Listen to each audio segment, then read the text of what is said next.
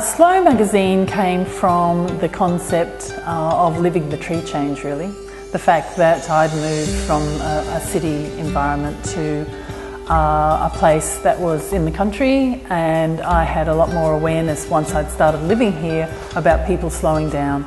But it wasn't just about the tree change. I've then started to get a lot more in touch with my community and people building and creating and doing everything without that sense of go, go, go. The ethos of fast is not always first was something that started resonating with me in my life, and I thought, well, I always wanted to make a magazine, so that must be the best theme to make it with.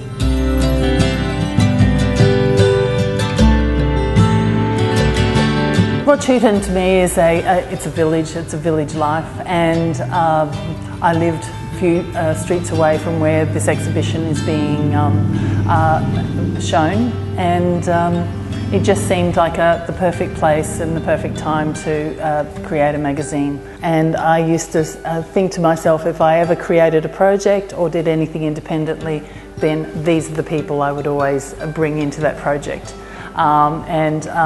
Photographer Rob Hickman, of course, who's part of this exhibition, is my husband, and we met in the photographic world in Melbourne. There's a few things in life you find that give you satisfaction, and you can do to a satisfactory, good level. Photography was what I found was my area. That I was comfortable working with people. With Brendan, funnily enough, we worked in Fairfax in Melbourne together, and we sat down one day and he said, I'm moving to the country. At that stage I was living in regional Victoria, and in fact he was going to move just down the street from where I'm living. We had previous working experience, and I also knew Brendan's photography was outstanding. Slow magazine was a different proposition.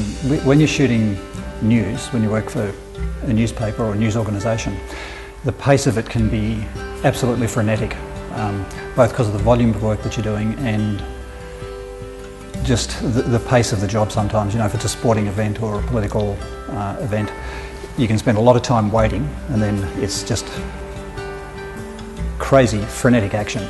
Slow magazine was different in the sense that it was, because of what we were doing, because they were sort of, I guess, slower paced stories, and because we had more lead time to shoot the stories, I was able to shoot in a more sort of journalistic style, which was sort of observational, reportage style of shooting. So it was more an extended style of storytelling than what you would normally do for the press.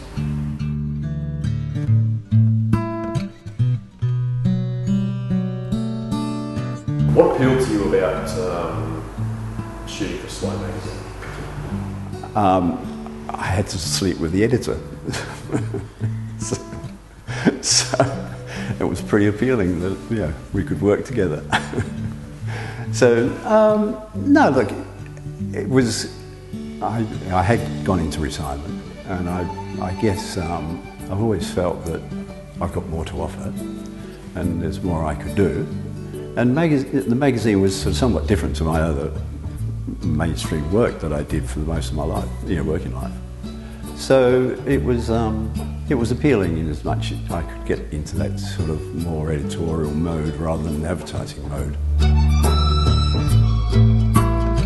The more you know about the subject, the more you know about the story that you're shooting, the better, the more insight you have, and that shows in the images. So just getting to know people, and that, I've got to say, that was one of the great pleasures of shooting for Slow magazine, because I just met some wonderful people. I could keep you here all day talking about them, but guys like the Perkal brothers up in Sydney, the old brothers who'd been making shoes together for 63 years. Rory Stainton, the brickmaker. The images for that story came out of the fact that we spent a lot of time talking before actually shooting anything, to the point where we'd sat down, had a cup of tea, and talked and talked and talked, and it got to the point where he said, "Look, I've got to go in in half an hour we better do some shooting. But I don't think I told Jackie this, but we probably spent an hour talking, and yeah, just sort of shot at the last possible opportunity that we had to do it.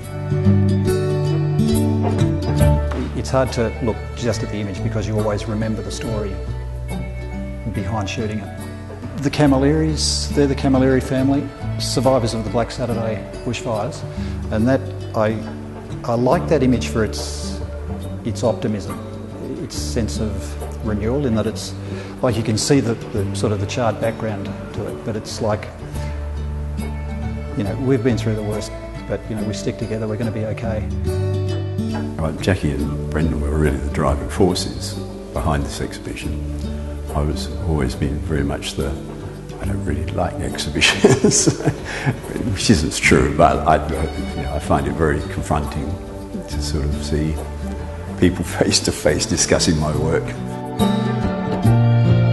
How would you want to be remembered? Someone who as a photographer was a storyteller. Someone that if you look at the better images that I've done, people would say, yeah, this guy could tell you a story.